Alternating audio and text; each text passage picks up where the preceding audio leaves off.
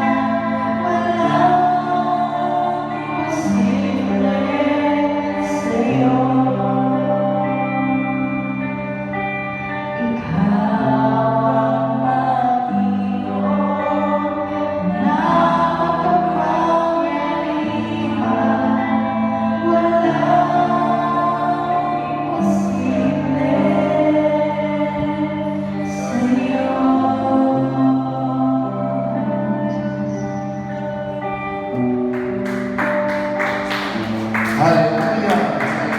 Lord, this morning, because Lord, you are here, Lord. Ikaw ang aming Diyos, Panginoon, na aming mapagkatiwalaan sapagkat ikaw ang Diyos ng makapangyarihan sa lahat. Walang imposible sa iyo, Lord God, ang lahat ng mga bagay, Panginoon. Sa ganitong panahon, Panginoon, kami patuloy na nagtitiwala sa iyo, Panginoon Diyos, sapagkat ano man po, Panginoon, ang karunungan ng tao na may hangganan ng Panginoon Diyos.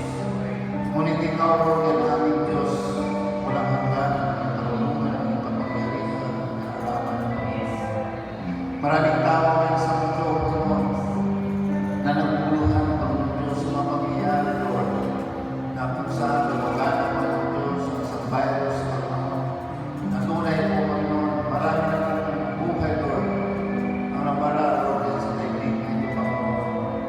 Ngunit salamat, Panginoon Diyos, sapagkat binigyan kami ng patuloy, Lord, na kapayapaan at kagalakan sa aming puso, Panginoon, na sa aming pagtitiwala sa iyo, Panginoon, kaya naman hindi kami napagawa, Panginoon Diyos, hindi kami nagkaroon, Lord, kaya ng kapalinlangan, na kayo po, Panginoon Diyos, ang aming Diyos, na lagi namin po, Panginoon, Lord, puntahan sa ganitong klase, Panginoon, na pangyayari sa aming buhay, Panginoon. Kaya thank you so much this morning, Lord, na bagaman, Panginoon, hindi pa nga kami, Panginoon, nagkaroon ng mas gadaling, Panginoon Diyos. Ngunit, Lord, salamat sapagkat sa ganitong paraan, Panginoon, patuloy namin mahihayag, Lord, ang iyong mga salita, na kung saan ito, Lord, ang kailangan sa ating kapanahunan, Lord, na ang bawat isa sa atin, Lord, ay patuloy na magkaroon, Lord, ng kalakasan, magkaroon, Panginoon Diyos, sa patuloy, Lord, ng spiritual strength, Lord. Thank you so much this morning, Panginoon Diyos. Sa iyo lahat, Lord, ang kapurihan, sa iyo lahat ang karangalan, ang kalawalakihan ng Diyos. Sa tanging pangalan ni Jesus, ang lahat ng sabi po ng Amen. Amen. Thank you so much this morning, mga kapatid. Kumusta na po kayo? At sa umagang ito, muli po, Panginoon, tayo po'y mag-aaral sa salita ng Diyos na kung saan ang salita ng Diyos na sinatangi lamang ang bigay sa atin ng kalakasan sa panahon ng ganitong mayroon na tayong hinaharap na pandemya sa buong mundo. Kaya sa oras na ito, dahil po kayo sa salita ng Diyos na kung saan matagpuan mo natin sa Lamentation, chapter 3, verse 18 to 26. So, sa Lamentation, chapter 3, verse 18 to 26. Okay po, samahan po niyo kung basahin ang salita ng Diyos natin pong matunghayan sa aklat po ng Lamentation. Sabi ho dito sa aking Bible na English, sabi ho dito, remember my affliction, so I see my splendor is gone, and all that I have hope from the Lord. Remember my affliction and my wandering, the bitterness and the guilt. I will remember them, and my soul is downcast within me. Yes, this I call to mind, and therefore I have hope. Because of the Lord, great love, we are not consumed, for His compassion never fail. They are new every morning. Great is your faithfulness. I say to myself, the Lord is my portion, therefore I will not wait for Him. The Lord is good to those who hope is in Him, to the one who seek Him. Is the good to wait quietly for the salvation of the Lord. The Lord will bless His word that we read this morning, mga kapatid. Sa umagang ito, dalhin ko kayo sa salita ng Diyos sa kung saan ito'y magbibigay ko sa atin ng kalakasan sa umagang ito sapagkat dito po nasusulat kung paano naging tapat ang Diyos sa panahon ng kaguluhan, sa panahon ng mayroon mo tayong hinaharap na mga suliranin sa ating buhay. At itong chapter ng aklat ng Lamentation na ito, magbibigay ho sa atin ng pag-asa, magbibigay ho sa atin ng kalakasan sa umaga nito.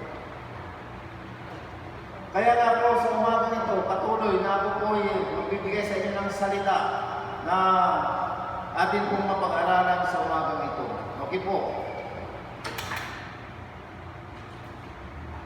Pamagatan po itong Great is thy faithfulness, ang dakilang katapatan mo ng Diyos. Amen? Sa atin po bilang sa mga Kristiyano, alam mo natin na ang Diyos ang tapat. Ang Diyos ay mabuting Diyos na kung saan hindi ho tayo pinabayaan, hindi tayo iniiwan. Tapat ang Diyos sa kanyang mga pangako. Kaya mapalad ho tayo sapagkat mayroon ho tayong Diyos na ating pong kinilala sa ating buhay na mapagkatiwalaan ho natin, especially sa ganitong panahon na kung saan mayroon ho tayong hinaharap na pandemya na hindi lamang sa ating pong bansa, kundi sa buong daigdig na kung saan ito isang nagbibigay ng laking kaguluhan sa buong sanlibutan. Ang lamentation, isang book of trouble and thirst, mga kapatid. Dito po makikita ho natin na kung saan, dito po meron po mga kaguluhan at may mga pagluha na maranasan ho natin sa book of mabasa ho natin sa book of Lamentation.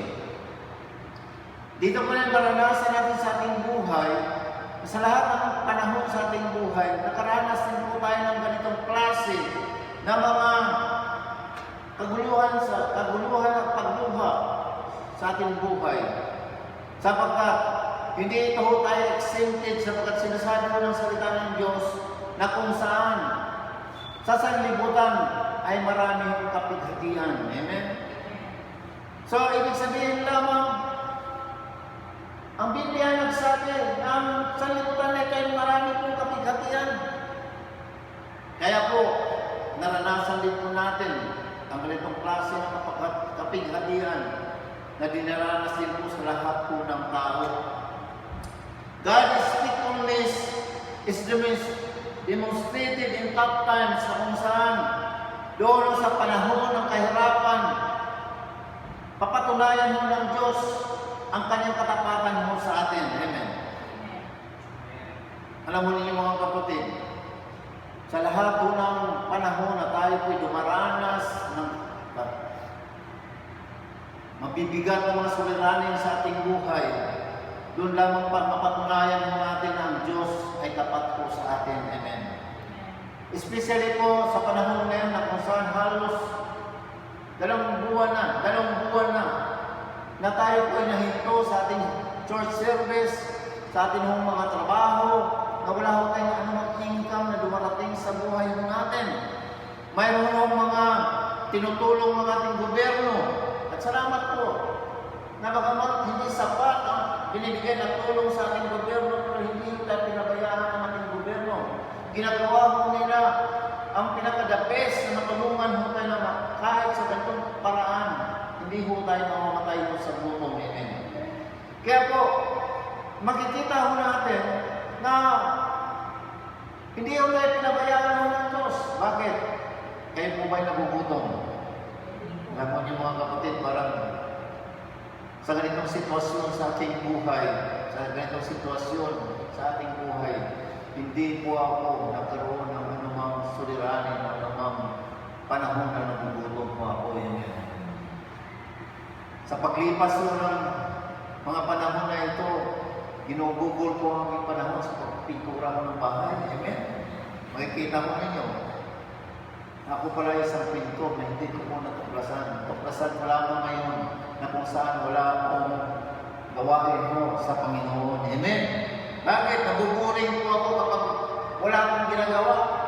Nagbabasa ako ng salita ng Diyos, pero there's a time na hindi ko lang ng panahon, nagbabasa ako sa salita ng Diyos.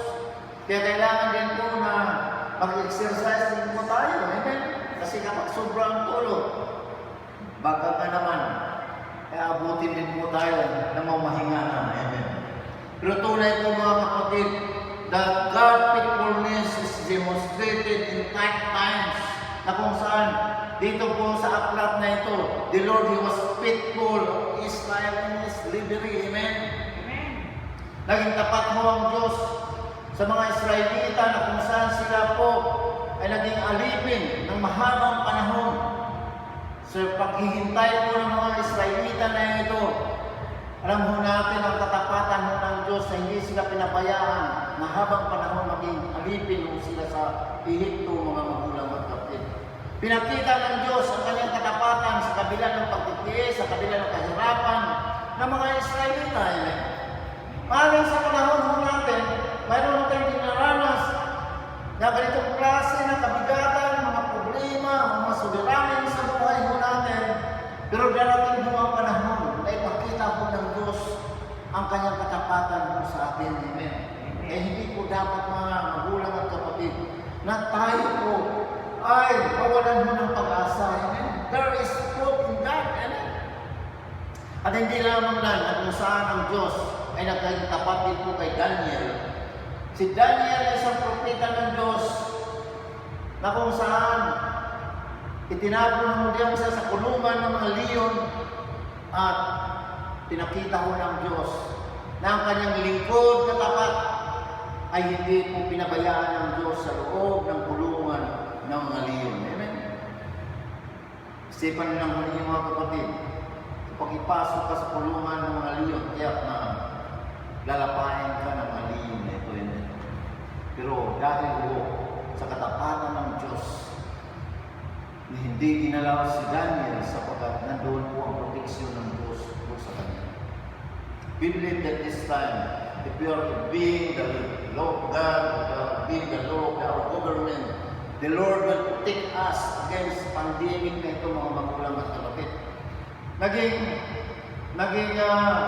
vulnerable lamang tayo sa ganitong klase na pandemya sa daigdig na yan kapag hindi ho natin sinusunod ang mamahalaw sa atin.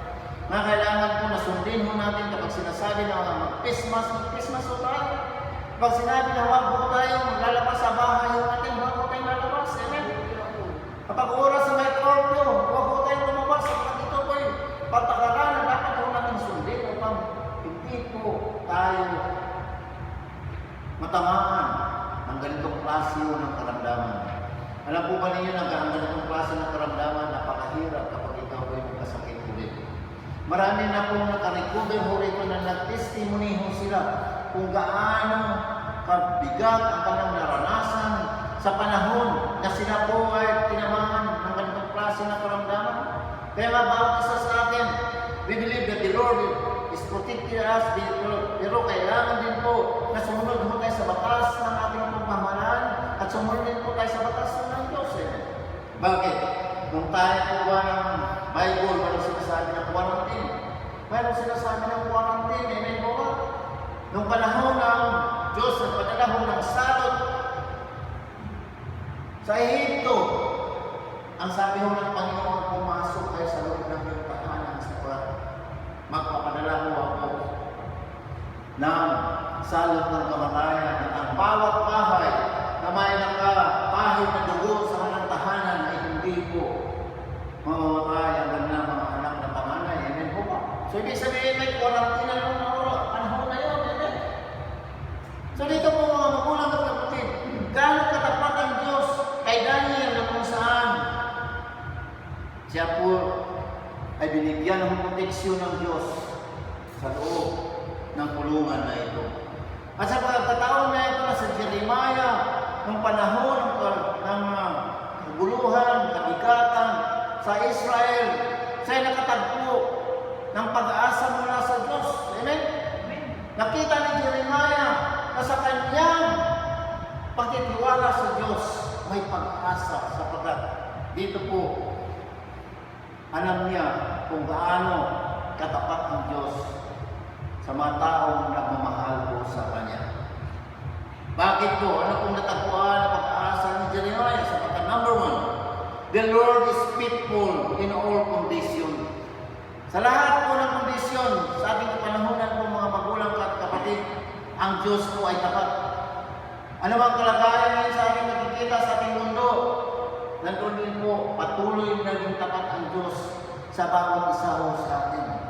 Kung mayroon naman tayong mga kaguluhan na dumating sa buhay natin, kahirapan sa panahon na ngayon, ang Diyos ay hindi kailanman iwanan at pabayaan ng tayo sapagkat ang ating pong Diyos, mga magulang at kapatid, ay tapat na tayo po ay bibigyan ng pag-asa ng Panginoon sa panahon ng ganitong hinaharap sa ating buhay. The Lord is faithful in all condition because si Jeremiah, siya po'y nanaghoy, umiyak sa pagbagsak ng bayan mo ng Israel na kung saan ang Juda ay nakubkob po ito ng kalaban. Na kung saan sa panahon na yon, sila po'y dinisiplina ho ng Diyos. Amen? Dinisiplina ho sila ng Diyos dahil sa kanilang kasamaan. Dinisiplina sila ng Diyos dahil sa pagsuway ho nila sa Panginoon. At ang mga Israelita na ito, nakaranas ho sila ng disiplina ho mula sa Panginoon sapagkat sila po'y bumagsak at sila po'y nabihag ng kanilang kaaway, mga magulang at kapatid. Alam mo natin ang mga Israelita ay pinili ho ng Diyos. Sila ang chosen people ho ng Panginoon. Pero pinagpadala ho ang Diyos ang isang malaking pagsubok sa kanilang buhay sapagkat dito po dinisiplina sila ng Panginoon sapagkat sa kanila po'y dahil sa kanilang katigasan sa pagsunod nila sa Panginoon. So mga magulang at kapatid, kapag may dumarating ho sa atin na mga magdisiplina, pagtutuwid ho sa atin ng Diyos, isipin mo na lamang na mahal ho tayo ng Diyos. At itong pagdidisiplina ho ng Diyos sa kanila na kung saan sila po'y naging bihag, sila po'y naging alipin. At dito nakikita ni Jeremiah na kung saan mukhang walang tumutulong sa kanila. Nakikita nila na walang sino mang kumakalinga sa kanila sa panahon ng ganitong klase na pagdidisiplina ho sa kanila ng Panginoon. Sometimes makikita ho natin na tila baga walang kumakalinga sa atin, walang tumutulong sa atin, mukha bang pinabayaan ho kayo sa atin, mga mahal sa buhay, sa ating mga kaibigan, sa ating taga-church, mukhang pinabayaan ho tayo, pero tandaan ninyo mga magulang at kapatid, ang Diyos ay kailanman hindi ka iiwanan at babayaan sa ang Diyos. At ikita niya kung ano ang dinaranas na sa inyong buhay sa pagkataon na ito. Amen. Yan po isang bagay na makikita natin na ang Diyos ay tapat. Dito po may bahagi natin ang ating magpagluha na kung saan si Jeremiah lumuha sa panahon niya sa kahirapan na dinaranas po ng isang propeta ng Diyos na tumutulo at umiyak po sa Panginoon. Sapagkat naranasan mo nila kung gaano kahirap ang panahon na yun, mga magulang at kapatid. Sa ating kapanahonan, maaaring wala pang paghihirap na narating sa buhay natin. Amen. At ang klase, na ganitong klase na dinaranas natin sa kasalukuyan ay hindi pa ito. Ibig sabihin, napakaliit pa lamang ng mga kabigatan na ito na dumating sa buhay natin. Pero gaano na lang kapatid kung ang isang trouble, isang kaguluhan na dumating sa buhay natin na tila baga iniisip na natin na iniiwanan ako ng lahat ng tao, pero ang Diyos, tandaan mo natin, hindi tayo iiwanan at pabayaan magpakailanman. Sapagkat ang Diyos ay tapat na nangako na I will never leave you nor forsake you in times of troubles and difficulties. Dito po sa ating kapanahonan na kung saan the moral condition ng paulan. Ano po bang makikita natin sa moral condition sa ating kapanahonan? Anong kalagayan sa ating buong bansa? Anong kalagayan sa nakikita natin sa ating pong bayan, mga magulang at kapatid? Sa ating kapanahonan, makikita ho natin na kung saan maraming mga kriminal nangyari na tinabaga. Minsan iniisip po natin, gaano ba kagulo ang mundo ito? Gaano ba kagulo ang bansa po natin? Mayroon din naman na kung saan drugs at kung saan hanggang ngayon ay hindi pa po ito nasawata. Amen po ba? Kahit na po may mga checkpoint, kahit na po may ECQ, mayroon pa rin nahuhuli na mga deliver po ng droga. Amen po ba? So ito makikita ko natin na kung saan talagang ano ang kondisyon ng ating pong bayan. Ano ang kondisyon ng mundo ngayon? Pasama ng ang kalagayan ng mundo ngayon, mga magulang at kapatid. Amen. At dito po rin makikita natin na kung saan immorality ay rampant po ito sa lahat po ng bansa ini po. Kita ngayon, morality, rampant po ito. Ito isang bagay na kung saan kalagayan ng lahat ng bansa na makikita po natin, hindi lang po sa bansa po natin, kundi sa buong mundo na kung saan nakikita po natin ganitong klase na kondisyon ng ating pong sa lahat kondisyon ng mga bansa na ating pong makikita sa kasalukuyan. Makikita din po natin ngayon kung saan ang mga churches ay malamig. Amen po Alam mo ninyo, hindi po dapat tayo maging malamig sa panahon po ng ganitong klase ating naranasan sa ating buhay. Amen. Huwag po tagayan tayo maging kampante, ibig sabihin, pabayaan natin ang gawain natin sa Panginoon. Amen. Kaya nga, nagpapasalamat ako sa Panginoon na mayroon na tayong 40 days fasting na kung saan natapos na natin ito. At mayroon palang online devotion na ginagawa rin po ng ating mga kapatiran. Pero, nawa po, lahat mo tayo sa ganitong pagkakataon na walang service po ang church mo natin complete. Ginagawa lamang natin ito sa live streaming na sometimes ginagawa natin sa YouTube ang ating pong mga mensahe. Dapat lamang magpalakas po tayo sa Panginoon. Amen. Palakasin po natin ang ating sarili na huwag natin pabayaan na maging malamig po ang ating pagtungo sa Panginoon. Amen. Na laging mainit po tayo sa pagdating mo ng ganitong klase na problema na dumarating sa ating bayan ng mga magulang at kapatid. Huwag natin pabayaan na tayo ay manghina. Amen. Nakarinig po ako ng isang propesya na kung saan this year is the year of preparation. Amen. Sister Rosie, nakikita na niya si Sadu na kung saan nandun lagi sa Singapore yan sapagkat ang kapatid doon sa doon na yan ay pastor po ng church doon sa Singapore yan. At siya po nag-prophesy na kung saan this year is the year of preparation. At mayroon pang kanyang propesya na next year mas higit pa sa COVID-19 ang darating po mga magulang. Ano ibig sabihin na this year is the year of preparation? This year is the year to prepare na maging strong ka sa Panginoon. Amen. Sabagat wala na pong ibang bagay na maaaring makapagbigay sa atin ng proteksyon o solusyon sa darating na higit pa sa COVID-19 kundi walang iba kundi ang Panginoon. Sabagat alam mo natin na ang Diyos ay tapat po sa atin. Amen. Na hindi po tayo pabayaan ng Panginoon sa oras na mayroong mabibigat ng mga suliranin na darating sa mundo ito. Nandun lagi ang proteksyon ng Diyos sa atin. Pero sa ganitong klase na panahon, wala kang hindi ka naghahanda na pinapahina mo ang isang spiritual na buhay, kapatid. Hindi ka naghahanda sa darating pa na kabigatan o mga pagsubok na darating sa mundong ito. Amen. Ngayon pa lang ang paghandaan mo. Amen. Sabagat kung hindi ka maging handa, maaaring bumigay ka sa panahon na mas mabibigat pa ng mga suliranin, mabibigat pa na pandemic, na mabibigat pa katulad ng COVID-19, mga magulang at kapatid.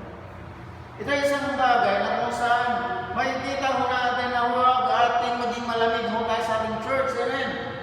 Patuloy mo tayo maging mainit sa Panginoon, lalo-lalo na sa panahon ngayon na wala na tayong ibang matakbuhan kundi ang Panginoon. Amen.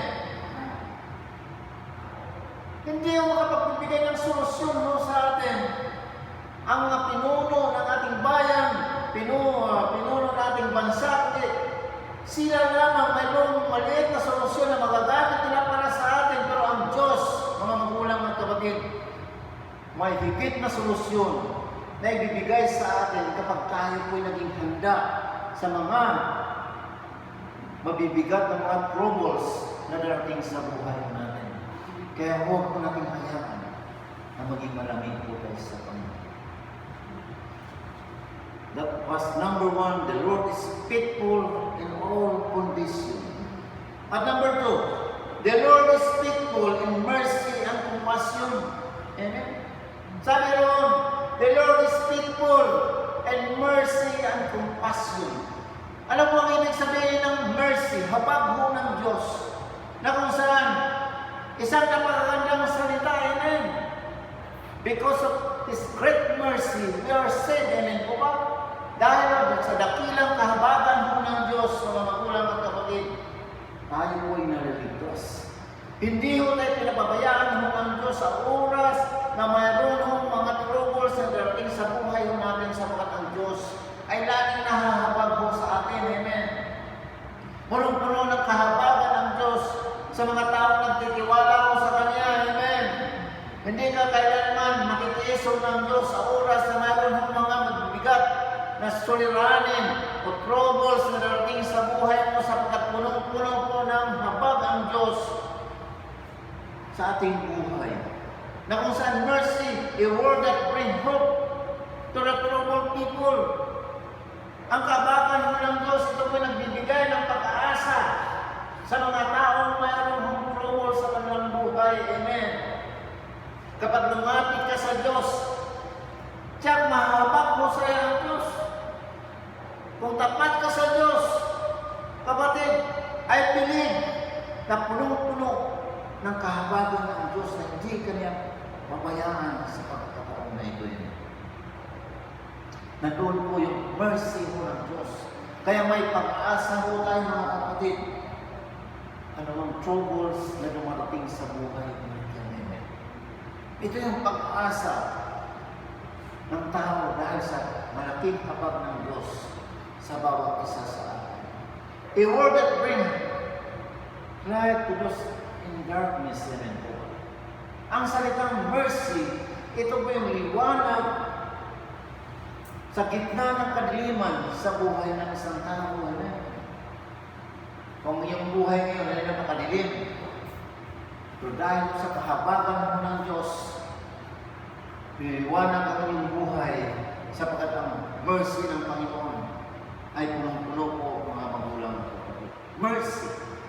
How about compassion? Compassion, a word of comfort na magbibigay ho sa atin ng kaginhawaan sa buhay mo natin. Bakit? Sapagkat kung ano naramdaman mo natin, naramdaman po ito rin po ng Panginoon. Naniwala po ba kayo kapatid na kung ano ang naramdaman mo ngayon, ay naramdaman po ito ng Panginoon. Yan po yung habag po na ngayon. Yan po yung compassion mo ng Diyos. Ibig sabihin, nakikiramay ang Diyos sa ating po mga naranasan, nakikiramay po ang Diyos sa ating po naranasan sa buhay po natin. Kung ikaw po na mayroong kabigatan mga kapatid, nandoon din po yung compassion mo ng Diyos. Nakikiramay siya. Naramdaman niya kung ano ang naramdaman mo. Amen.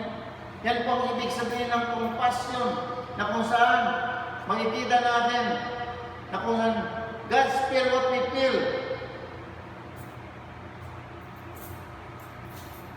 Isang bagay na kung saan naramdaman mo ng Diyos. Ulitin ko, naramdaman ng Diyos kung ano ang naramdaman mo ngayon. Ito yung nagpapaalala mo sa atin sa isang mabuting Samaritano. Amen.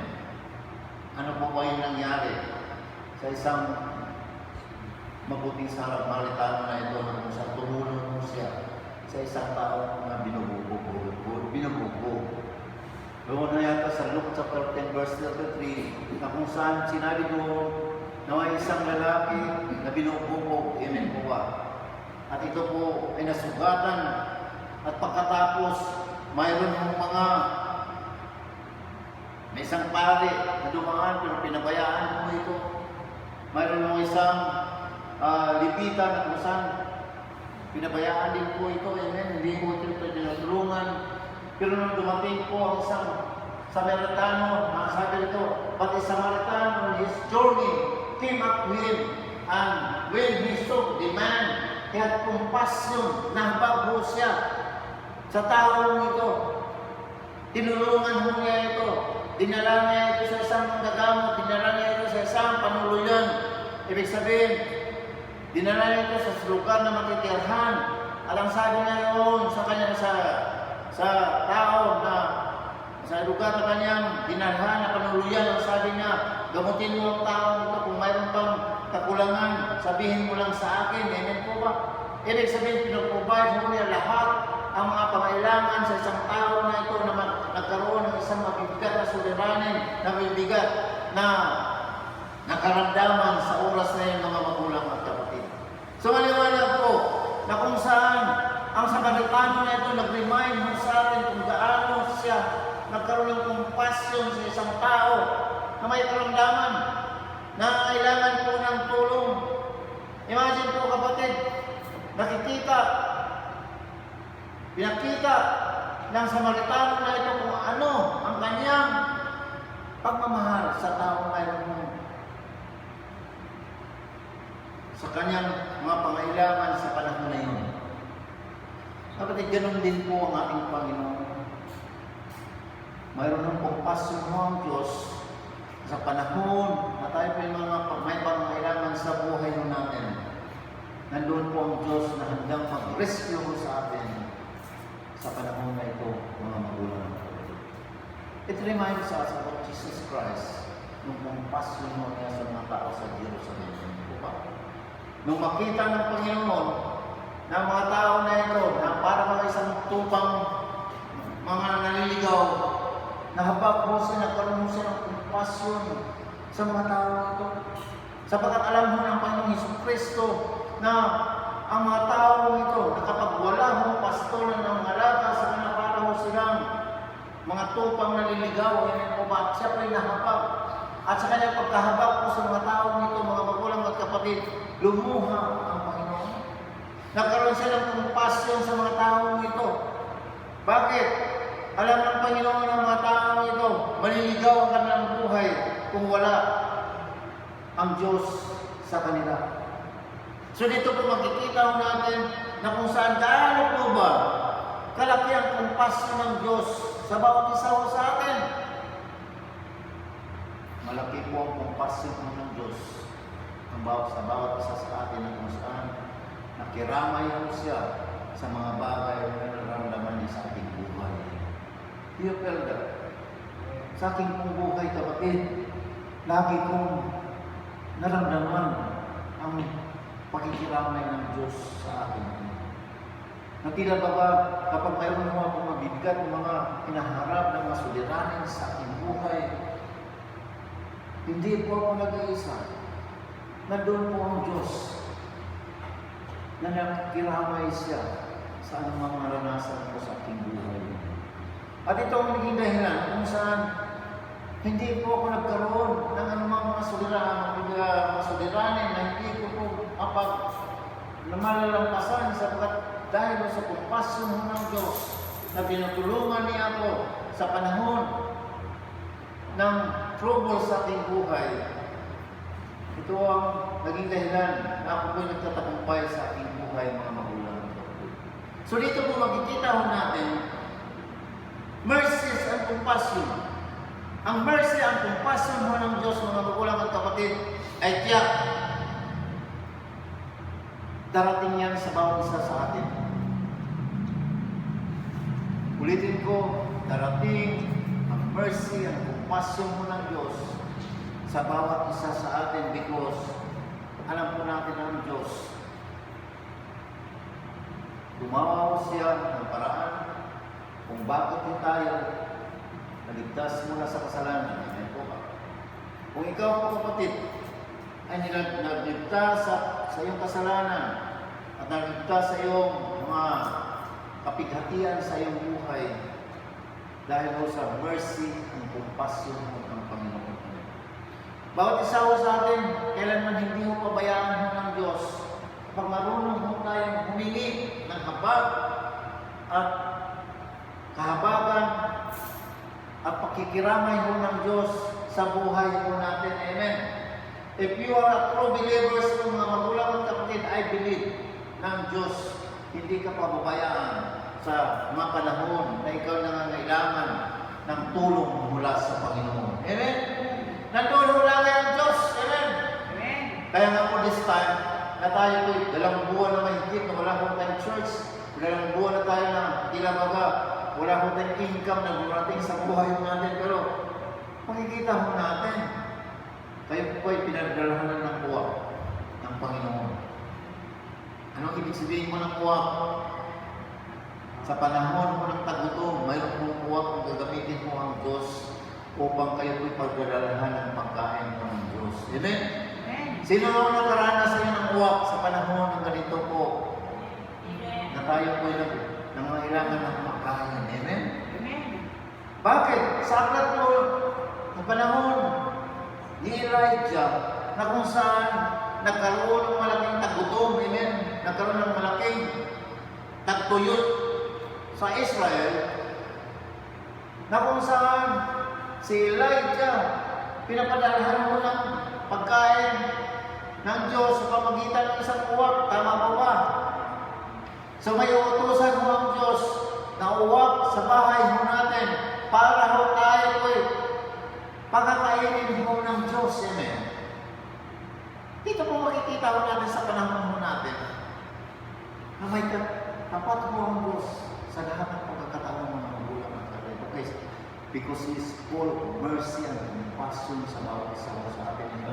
Na hindi mo tayo pababayaan ng Diyos na tayo po'y magugutom, na tayo po'y mamatay sa gutom, mga magulang ng kapatid. Amen. Uwak na kung saan hindi po yung ibon sa panahon ngayon, kundi isang tao na gagamitin ng Diyos upang magbibigay sa iyo ng iyong pangailangan sa panahon ng kagipitan, sa panahon ng nailangan ka ng pagkain, mga magulang ng kapatid. Amen. Bagamat ang ating gobyerno ay nagbibigay ng ayuda, pero sometimes hindi po sapat. Amen. Pero I believe that the Lord will send His mercy and compassion to us sa pamagitan ng paggamit ng tao upang ikaw po'y makaranas ng kanyang habag at pakikiramay sa bawat isa sa atin mga magulang. Ang isang publikano na nanalangin, humingi mo siya ng habag. Humingi mo siya ng, sabi niya, Lord, sabi rito, God, be merciful to me. I am a sinner. Amen. Sabi niya, Lord, mahabag kayo sa akin sabagat ako isang taong makasalanan. Yung isang taong publikano na humingi ng habag mula sa Diyos. Pero yung isang nanalangin doon na kasama niya na kung saan nagmamalaki sa kanyang sarili, kung ano mga accomplishment sa kanyang sarili na hindi niya inamin na siya po yung makasalanan, hindi siya kinahabagan mo ng Diyos. Pero ang publikano na ito, na humingi ng habag mula sa Diyos, kapatid, siya po yung tao na tumanggap ng habag sa Diyos sapagkat humingi siya ng habagan mula sa Panginoon. Kaya ito tayo mga magulang at kapatid, na tayo po humingi ng kahabagan mula sa Diyos. Tiyak na nandoon ang Diyos, ipaabot niya sa atin ang kanyang mercy and compassion sa bawat isa o sa atin.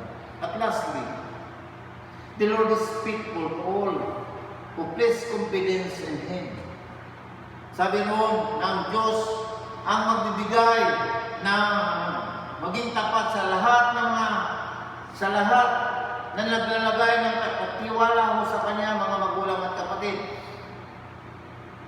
Kapag nagtitiwala ka sa Diyos, tiyak na tapat mo sa iyong Panginoon. Pero kapag nagduda ka sa Diyos, kapatid, maring hindi mo maranasan ang katapatan mo ng Diyos. Amen? Kaya ulitin ko, in the tough times, nandun, ipapakita ng Diyos ang kanyang katapatan sa atin kung tayo po'y tapat mo sa Diyos. Pero kapag wala kang katapatan sa Diyos, kahit na po anak ka ng Diyos, kahit na Kristiyano ka, pero ang katapatan mo ay kulang sa panahon na ganito na kailangan mo natin ang tulong mo ng Diyos. Kapatid, hindi mo maranasan kung ano ang katapatan mo ng Diyos. Pero kapag ilagay mo ang iyong pagtitiwala sa Diyos sa panahon ng ganitong panahon na dumaranas tayo ng kagipitan sa buhay natin, nandun po yung katapatan ng Diyos kapag nagtitiwala po tayo sa Panginoon. Ang sabi roon, sa aklat po ng Lamentation, chapter 3, verse 24, nasabi mo rito, sa 24, sabi mo rito,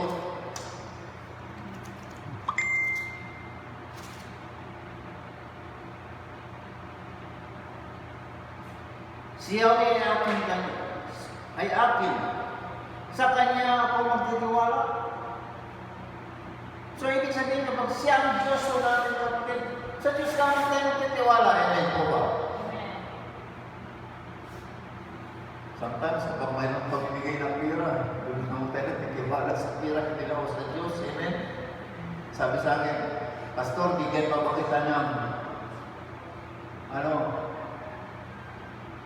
sa form, sabi ko, bakit po? Mayaman ka eh. Ganun ba? Salamat sa Panginoon. Mayaman ko lang tingin mo sa akin. Pero alam mo ninyo, mamamayan mo ako ng Pilipinas. Okay? Siguro naman, huwag mong i-judge na dahil sa nakita mo ako sa paningin mo ako isang mayaman, hindi ko na ako bibigyan ng sa form. Bigyan mo ako at hayaan mo ang gobyerno ang mag-validate kung ako po ay qualified na tumanggap po ng sa amen. Kasi sometimes, kung tayo po yung mga leaders, sabi ko gano'n, ibigay mo ang tama, ibigay mo yung mga bagay na ibigay mo sa tao, amen. Di, bato ang bahay mo. Sabi ko, oo nga, pero first floor lang, hindi sikat ko. Oh, mayaman ka, may negosyo ka, hindi mo negosyo yan. Sa lahat na lang, wala nang pinagkakitaan. Pero kung bigyan mo ako, salamat. Kung hindi naman, salamat din. Alam ko ba ninyo? Siguro na-touch sa sinabi ko. Bakit? Para sa akin, sa Diyos ako nagtitiwala sa mga bagay na yun. Hindi ako bibigyan mo kailangan. Pero binigyan mo ako, salamat sa Diyos. Bakit? Na-qualified ko ako. Amen? Sana mayroong pagsikan, trans, na darating ko sa atin. May bibigay ko ng ating gobyerno. Pero hindi dapat po tayo magtitiwala. Amen? Sa Diyos tayo magtitiwala. Manalangin tayo sa Panginoon. Bakit ang Diyos, ang kanyang kaparaanan ay walang limitasyon. Amen. Gagawin ng Diyos ang lahat ng kanyang kaparaanan para lamang na ikaw po kapatid ay tutulungan sa oras ng kagapitan sapagkat ang Diyos ay tapat po sa atin. Sabi dito, God is faithful to all who have confidence with Him. Tapat ang Diyos sa lahat ng panahon kapag tayo po nagtitiwala sa Diyos. Sometimes, pinalitan natin ang pagtitiwala natin sa tao. Iniiwanan natin ang pagtitiwala sa Panginoon. Hindi na natin tinitignan naman ang Diyos na mas higit pa at mas malaki pa sa tao ang pinagkatiwalaan ng mundong ito. Amen. Hindi po yan ang solusyon sa buhay ng isang tao, kundi ang solusyon po natin ay walang iba kundi ang Diyos. Kaya doon tayo magtitiwala, kaya sabi ni Jeremiah ho rito sa aklat po ng Lamentation, sa Panaghoy, chapter 3, verse 24, na maliwanag na sinasabi nito, si Yahweh ay akin, sa Kanya ako magtitiwala. Amen po ba? Ano po sinasabi sa English? Ang sabi ho rito, sa verse 24, say to myself, the Lord is my portion, therefore I will wait for Him. Sabi ron, doon ako magtitiwala sa Diyos, kaya maghintay ako kung ano ang gagawin ng Diyos sa buhay ko. Amen. Hindi dapat na kumawaho tayo ng alin. Hakbang sa panahon ng ganito, ihintayin po natin ang Diyos. Amen. Kung ikaw po alam mo na tapat ang Diyos, kapatid, gagawa ang Diyos ng isang bagay para lamang tutugunan ka sa lahat ng iyong mga sudaranin, sa lahat ng mga pangailangan sa panahon ng alam mo yung mga problema ko natin, bayaran mo ng kurente. Grateful ko yan, tama ko ba? Sa ating church, mukhang malaki ang bayaran ko dito kasi pinalitan mo ang ating kontador. Binasa yun, magkano ang ano. Kaya sabi ko, maaaring 15,000, 20,000 ang mga tikoran na naman. Pero, ako nagtitiwala sa Diyos. Amen? Doon natin nagtitiwala sa ano mga bayaran natin yan na patong-patong. Dapat lamang ang huwag mo tayong ma-overwhelm sa mga klase ng mga suliranin na dating sa buhay natin. Kundi, andun ang Diyos ang kakatiwalaan natin. Amen? As a pastor for less than 20 years, 17 years na ako ngayon sa pastor kapatid, kailanman hindi ko naranasan ang isang bagay na pinabayaan ko ako ng Diyos. Amen. Ito nga natin makita ang Diyos ngayon kung gaano ang Diyos gumagawa sa buhay natin. kung mayroon ba talagang totoong Diyos na tapat sa buhay natin. Kasi nga naman hindi ho natin maranasan ang katapatan ng Diyos kung sa panahon lamang na comfort mayroon tayo sa buhay natin. Kung sa lahat sa panahon na mayroon tayong kasaganahan, hindi natin maranasan ang katapatan ng Diyos. Pero kapag dumaan na tayo sa mga mabibigat na mga suliranin and troubles in our life, doon natin maranasan kung gaano katapat ang Diyos sa buhay natin. Huwag lamang tayong mamili kung ano ang ibibigay ng Diyos sa atin. Pero naniwala po ako na hindi mo tayo mamamatay sa gutom. Kahit na po aabot ng isang taon ang ganitong klase na suliranin ng buong mundo. Because there is God nagagawa ng paraan sa mga taong nagtitiwala sa Kanya. Amen. Nagtitiwala ka ba sa Diyos? Kung saan ka man ngayon, saan ka man ngayon, nakikinig ka sa sinabi kong ito, magtiwala ka sa Diyos. Amen. Huwag mong hayaan na mawala ang pagtitiwala mo sa Diyos sa panahon ng ganitong klase na dinaranas ng tao sa buong mundo, kundi manatili kang magtitiwala sa Diyos, kapatid. Amen. Maaaring naliligaw na ang iyong panampalataya sa Diyos. Maaaring nanghina na ang iyong panampalataya sa Diyos. Kung ikaw ay nanghihina sa iyong panampalataya sa Diyos, maaaring ito ang dahilan na kulang ka sa pagtitiwala ko sa Panginoon. Sabi ko rito na kung saan makikita natin, I will hope in Him. The Lord is good. Amen po ba? Ang Diyos ay mabuti. To them that wait for Lord. Sa sila po, ang Diyos ay mabuti sa mga taong naghihintay ho sa Panginoon. Amen. Bakit po? Ang sabi ho ng salita ng Diyos, makikita natin na maliwanag na sinasabi ho rito, pag-ibig mo yan ay hindi magmamali, kahabagan mo at walang kapantay. Ito'y laging sariwa. Bawat umaga, katapatan mo'y napakadakila. Si Yahweh ang aking, sa Kanya ako magtitiwala. Wow! Amen po ba? Sabi rito, basahin ko sa English, mas maganda ho ito. Nakikita ho natin. Sabi ho rito,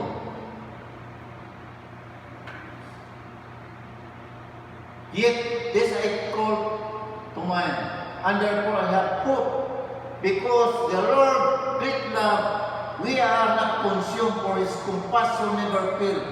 They are new every morning. Great is your faithfulness. Amen. Sabi nito, ang katapatan ng Diyos ay sariwa sa bawat umaga. Amen. Kapatid, naranasan po ba na ang katapatan ng Diyos ay laging sariwa sa bawat umaga?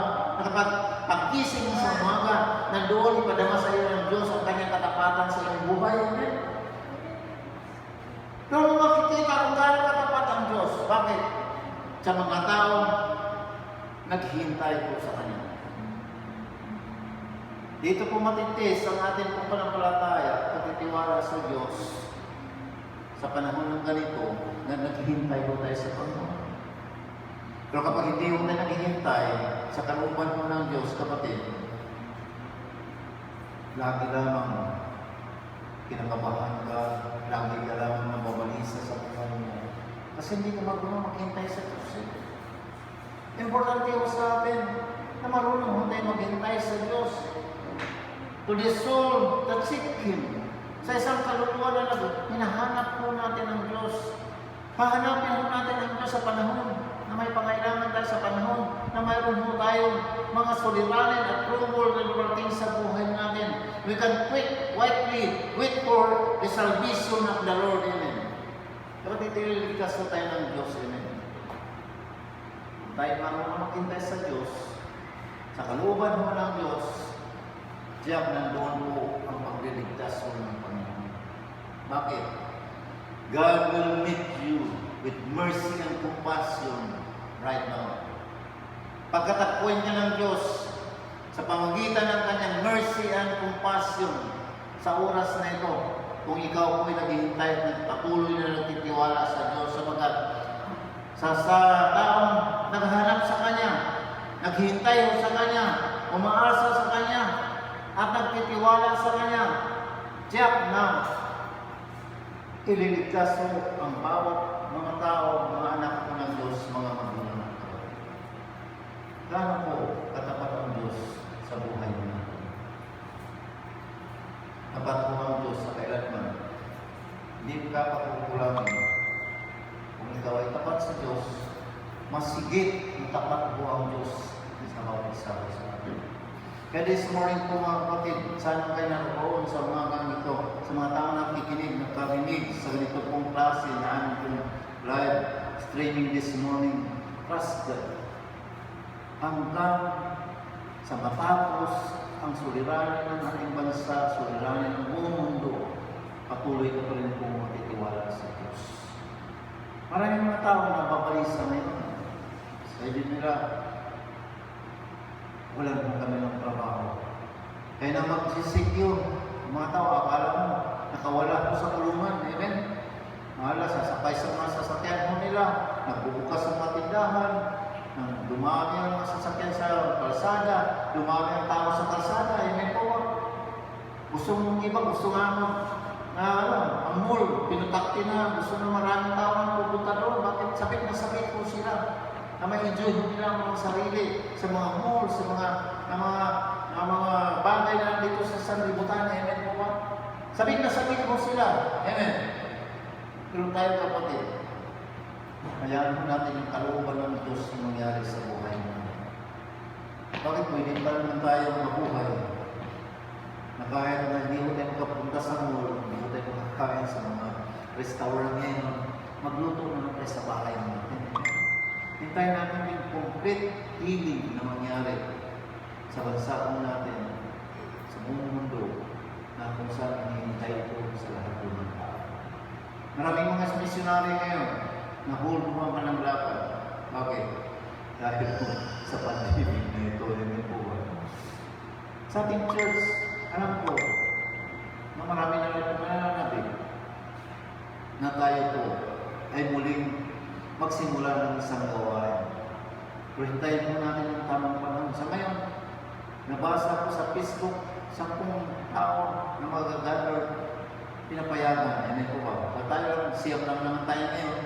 So, pwede pa po tayo. Yan po ba? Kulang pa lang tayo ng isa. Amen? So, di natin na lang hanggang sa May 31, papayagan na ang gawain po ng Panginoon. Amen? Habang naghihintay mo tayo sa Diyos, kapatid manalangin tayo, magtitiwala tayo sa Diyos. Bakit gawain ito ng Diyos? At hindi rin pabayaan ng Diyos na habang manang masirado po ang kanyang iglesia. Amen? So, mayroon ang gagawin ng Diyos upang sa gayon, ang kanyang church gathering ay mangyari mo ito. Ang kailangan lamang maghintay po tayo sa Panginoon. Na habang naghihintay po tayo sa Diyos, pagpalakas po tayo. Prepare ourselves, amen po ba? Hindi dahil wala ng church, ay nakalimot ka na sa Panginoon. Amen. Iba na ang ginagawa mo, amen. Alam mo ninyo, ako'y nalulungkot. Mabuti na lang, mayroon akong wifi ngayon. Salamat kay Sister Vilma, gumawa ng effort para magkaroon ako ng wifi. Alam mo ninyo, marami akong napapanood doon sa Facebook, na marami yung kayong mga kapatiran. Anong ginagawa nila? Nagtitiktok ko sila. Nakakahiya. Yan po ba? Pero kung nagtitiktok, TikTok ng TikTok, gaano ang kanilang buhay Kristiyano? Yung TikTok pa naman, napakalaswang sayaw. Yan po ba? Sabi ko na, kaya pala ganito ang buhay ka. Panay TikTok ka ng TikTok. Kaya nabubuko ko lang ngayon kung sino ang mga nagtitiktok. Yan po ba? Totoo yan, kapatid.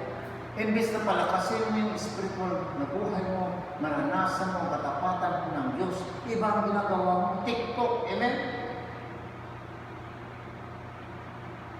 Alisin po natin yan. Sabi nga, do not conform. Huwag mo tayong umayon sa takbo ng sanlibutan na ito. Kundi iaray po natin ang ating katawan na ito, yung buhay na ito para sa Panginoon. Hindi dahil walang church, yun na lamang ang gagawin po natin. Makagawa naman tayo ng isang bagay na kung saan palakasin mo natin sa pagbabasa ng salita ng Diyos. makikinag sa mga live na mga gawain po ng Diyos. Hindi po ba, mayroon mong live devotion. Hindi na po live devotion. Pero kapag anong pangalan nito? Mag-computer, kahit na magkano, kayang ibubuhos doon. Amen. May mga trabaho, may mga pera po yan.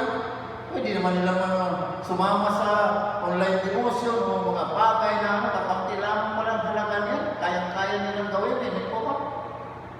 Alam mo ninyo kapatid, this time, dito po makikita kung gaano ang ating tiwala sa Diyos sa panahon ng ganito ay hayaan ninyo ng Diyos ang gumalaw sa buhay natin.